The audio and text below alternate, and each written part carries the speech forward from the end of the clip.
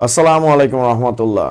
আজকের ক্লাসে আমরা উচ্চ মাধ্যমিক শ্রেণীর আইসিটি বিষয়ের অধ্যায় 6-এর ডাটাবেজ ম্যানেজমেন্ট সিস্টেম নিয়ে আলোচনা করব। তো প্রথমেই প্রশ্ন আসে, ডাটাবেজ ম্যানেজমেন্ট সিস্টেম কি?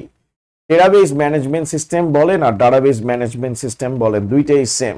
এবং এই ডাটাবেজ ম্যানেজমেন্ট সিস্টেম অথবা ডেটাবেজ ম্যানেজমেন্ট সিস্টেমের মূল উৎস হচ্ছে ডেটা। তাহলে ডেটাবেজ ম্যানেজমেন্ট সিস্টেম নিয়ে ডিটেলসে কথাবার্তা বলার আগে চলুন আগে ডেটা বা ডাটা কাকে বলে সেটা নিয়ে আমাদের কনসেপশনটা একটু ক্লিয়ার করি। তাহলেই ডাটাবেজ ম্যানেজমেন্ট সিস্টেম নিয়ে আমাদের জার্নিটা ইজি হবে।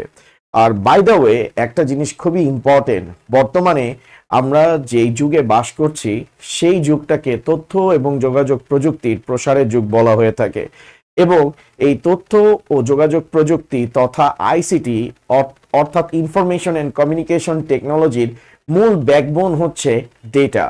তো এই ডেটার সোর্স যার কাছে বেশি থাকবে এবং যে ডেটাকে অর্গানাইজ ভাবে ম্যানেজ করতে পারবে, ম্যানিপুলেট করতে পারবে, সেই হচ্ছে এই যুগে উইনার হবে। তো চ্যাপ্টার 6-এ আমরা শিখবো যে ডেটা কাকে বলে, ডেটা কত প্রকার এবং ডেটাকে কিভাবে অর্গানাইজড ওয়েতে স্টোর করা যায়, অর্থাৎ ডাটাবেজ ম্যানেজমেন্ট সিস্টেমের সামগ্রিক বিষয় নিয়ে আমরা এই চ্যাপ্টার 6-এ আলোচনা করব। তো আর দেরি না করে চলুন আজকে শুরু করা যাক প্রথম লেকচার দিয়ে, হোয়াট ইজ ডেটা।